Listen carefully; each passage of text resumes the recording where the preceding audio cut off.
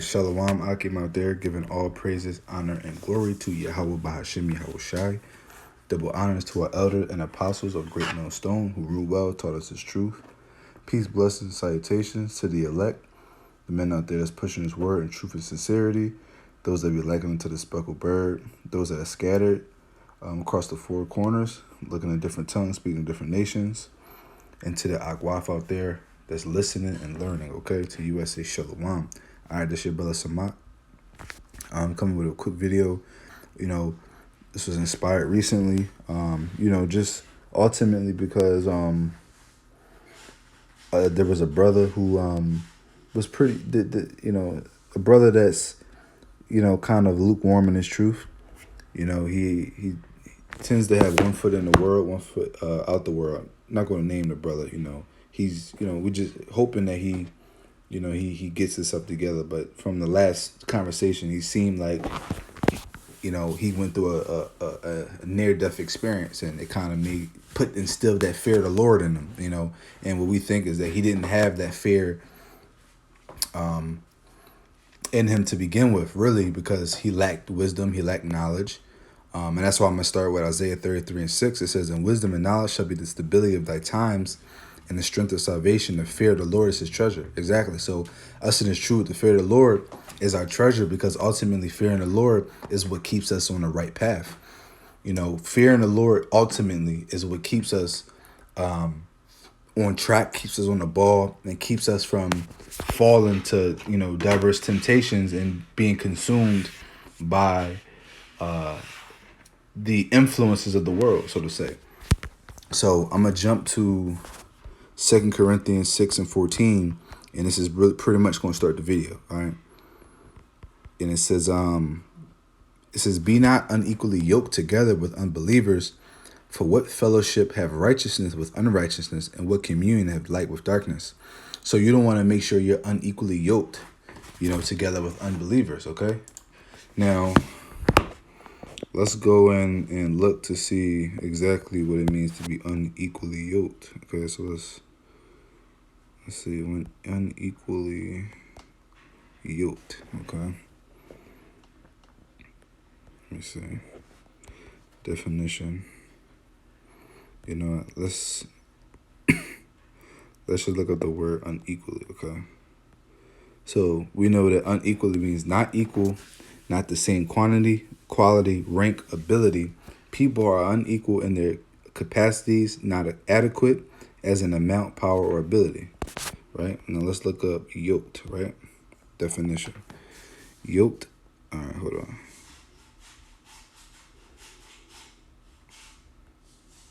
All right, so it says a yoke is a wooden beam normally used between a pair of oxen or other animals to enable them to pull together on a load when working in pairs. As the oxen usually do, some yokes are fitted to individual animals. There are several types of yokes used in different cultures. Okay, so basically what it means to be, I wanted to see if there was a more thorough definition. I could probably go and get it in the blue letter just to be able to see it, right? So it says unequally yoked. It says to come under unequal or a different yoke, to be unequally yoked, to have fellowship with one who is not an equal, where the apostle is forbidden Christians, we know as Israelites, to have intercourse. Okay, no, that's not what it's really talking about.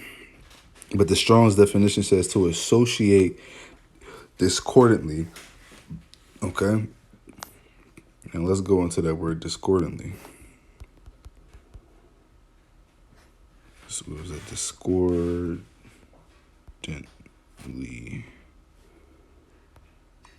So it says a discordant manner of the peace. Hold on. So like, it's a definition. All right, discordant. So discordant means disagreeing or incordious, harsh or jarring because of lack of harmony. So when you go into the synonyms, it means at odds, conflicting, opposing, inconsistent, incompatible, opposite, clashing. Okay, so basically you get the point. So when the scriptures say, "Be not unequally yoked with non-believers," right? So basically you don't want to, have yourself putting in work and spending too much time with people in the world, because ultimately being in this truth and being in the world are incompatible. Okay, it's incompatible being in this truth and being in this and also being in the world. Let's get that real quick. James 4:4. It says, ye adulterers and adulteresses, says, know ye not that the friendship of the world is an enmity with God? Whosoever therefore will be a friend of the world is an enemy of Yahweh. Okay, so you can't be a friend of the world and a friend of God. Okay, you had to pick your side. It's either you a friend of Yahweh and you doing what things that are pleasing unto Yahweh. You're following His law, statute, commandments to the best of your ability, being brotherly, being circumspect, out on the how. If you're a man and able body, out on the highways and hedges, teaching His word, trying to wake up the sheep. All right, supporting the brothers, whatever. And then, if you want to be a friend of the world, you're going to celebrate Christmas, Halloween, eat pork, shrimp, crab, lobster. Really still try to live that same lifestyle that you lived when you was in the world, be in the streets, hang around a bunch of niggas, man, toting guns, smoking weed, but then you think that, you can go and call on Yahweh B'Shem Yahweh Shai, every so often and think you good. No, it don't work like that, okay? The scripture said you got to work out your own salvation with fear and trembling, okay? This salvation is faith based, okay? But scriptures clearly say that faith without works is dead. So no man can be delivered by faith alone, okay? And the reason why is because really, if you really have faith, you'll have works to show. So at the end of the day, you can't claim to have all this faith and have no works. It's an unjust balance, man, and it is really a false faith, okay? But the point is, man, there's nothing that. Now, I'm not saying that you can't have associates with people in the world, okay? I'm not saying you got to go and completely cut off everybody from the world, like no type of communication or any sorts, okay? Now, we know this because we have to still deal with people, okay? We still have to have coworkers. You still have your mother who might not be in the truth, a brother or sister. You might have close friends that you grew up with, but at the end of the day, as long as you let it be known, like, look, hey, look, I'm not with that wickedness, you know what I mean? But at the point is, you have to use wisdom, okay? Like I got from the beginning, okay? Now let's get Amos 3:3. It says, can two walk together except they be agreed? Exactly. So how can you walk with somebody and y'all don't agree on the same things? You gotta, here it is that you don't agree with smoking and toting guns and committing adultery, running trains on women, but you got your homie who on the block, he smoke all day, he run trains, always trying to tick somebody chick, he sell drugs and he get into a lot of beef, right? So why would you hang around a brother on the block that he always on the block, he always getting into some shit with other dudes, and he always getting in gunfights and getting in fights and all this shit, always in the trouble, right? So you being an Israelite man, that the Lord, you an Israelite, then you know that there's a heavy responsibility that's required of thee, right? So why are you going to sit and go hang on the block with this dude that was in trouble? So now let's say you go do this and you constantly hanging out with this brother on the block, and one day guys come up and shoot it up, right? They shoot at wherever y'all at. They shoot up the block and you get hit, man. That's ultimately judgment from the Lord, because you knew better, man. You got caught up in a judgment with the wicked because you should have known better than to be hanging around this guy, okay? You should. So basically the point I'm trying to make is really, you can't have yourself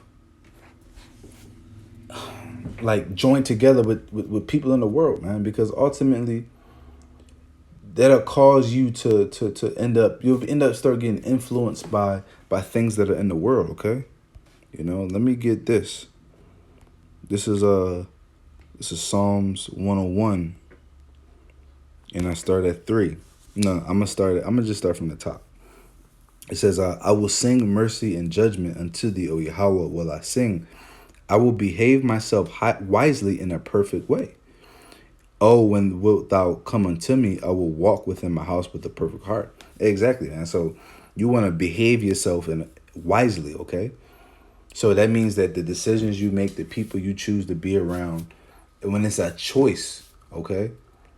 You choose to go on the block and hang out with man and them. You can't choose your coworkers, man. So at the end of the day, you at work, you stay to yourself. You can stay to yourself even with at work, okay? And you interact with your coworkers and you keep it simple, man. But at the end of the day, once you off the clock, you gone, man. Now, like I said, you know what I mean? There's nothing wrong with you might be a brother that go to the gym, man. You might have a workout partner that's not in the truth, but that's your homie that you work out with. You keep it simple, man. And as soon as you see shit starting to go left, as an Israelite man, you should know when to exclude yourself and when to make your exit. Okay. So these are the things that come with the wisdom of this truth and this knowledge. Okay. Now everything you gotta understand, it's all about balance. All right.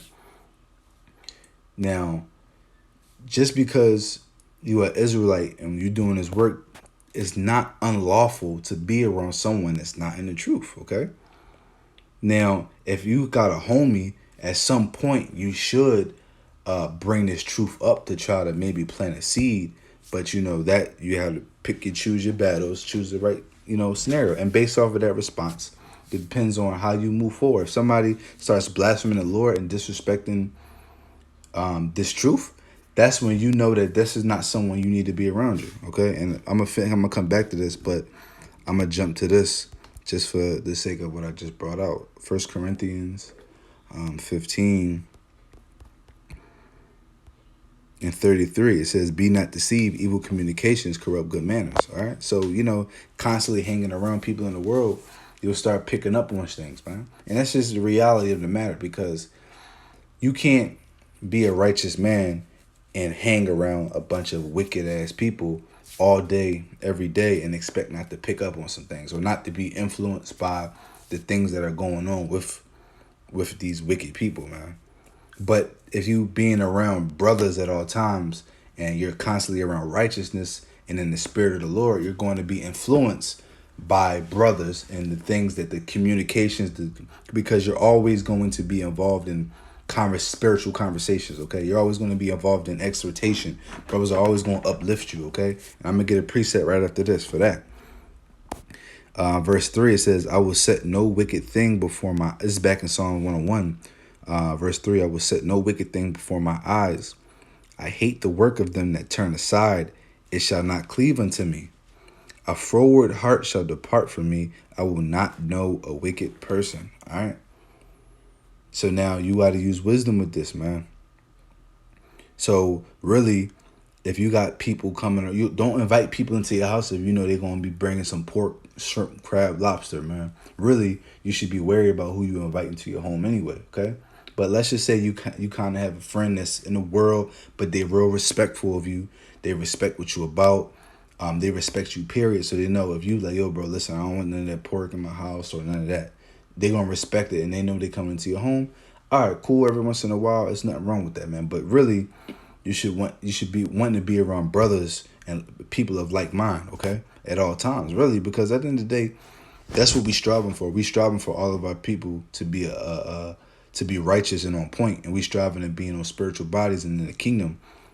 So you want to act according to such. All right. Now I had friends in the world whom I had fallen outs with, but really it's because, and not really falling outs. I can't even say, because even to this day I'm still cool with them. I've run into a few of them before. I kind of have conversations on the social media from time to time, just on some cool regular calm shit. But hanging out wise, it doesn't happen really because our interests kind of change. I've gone a different path. Even before this truth, I was going down a different path than my friends. I was my so-called friends.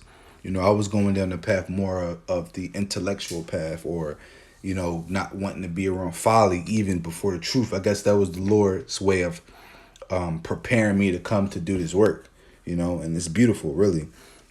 And one and a couple of them actually mocked the truth a little bit.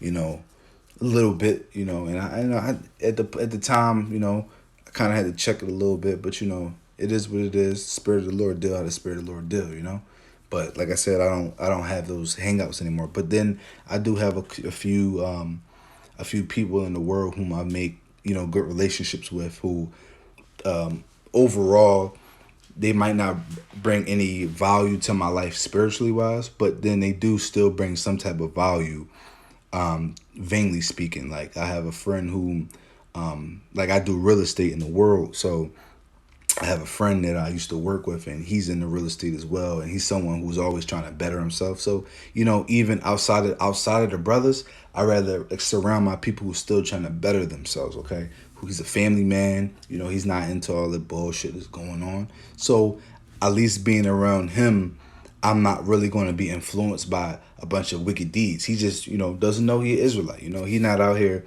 wilding. Committing crazy iniquity out here, just being a nigga. He's just a regular man, family man, working, trying to be, take care of his family, and he just don't know the Lord. At the end of the day, it's people like that who are kind of you can be cool with, man. But here, verse 5 says, "Whoso privily slandereth his neighbor, him will I cut off. Him that have a high look and a proud heart will I not suffer."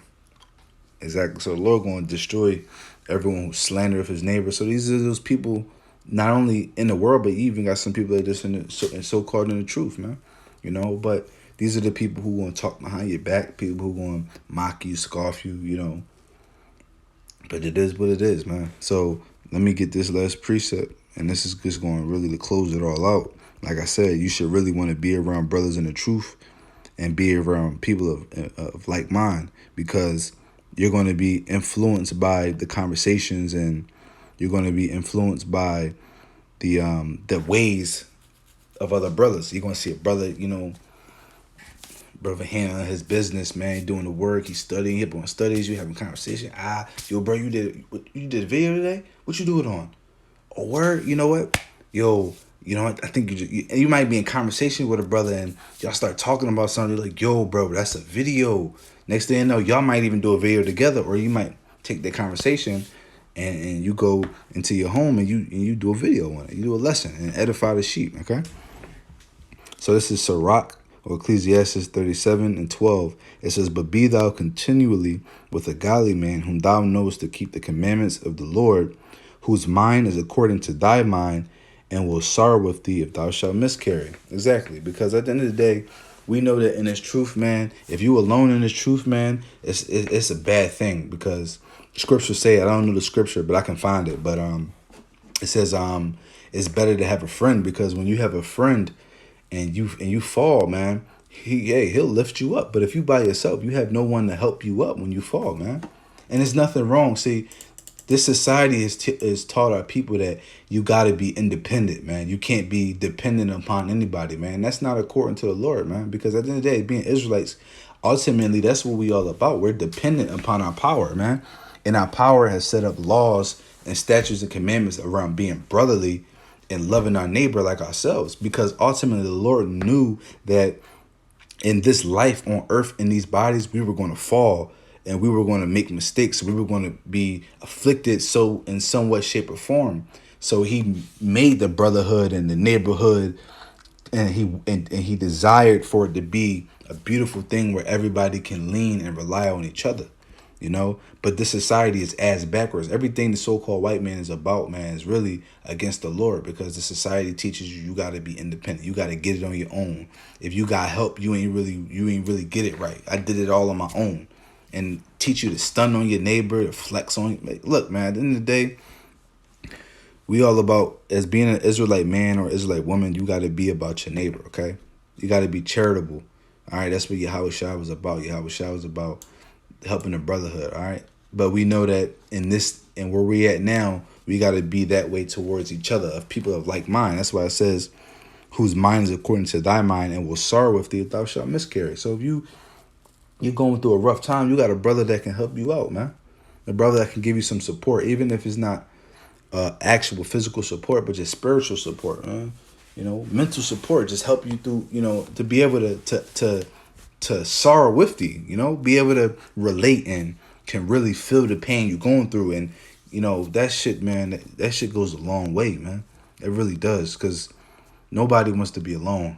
At the end of the day, man, it ain't good to be alone. It's good to have brothers, man. Call all your help by Shimmy Out Shy for the brothers that he've given me in my camp, and then the brothers that I've met on the internet that I've never met in person, but I still have a relationship with, man.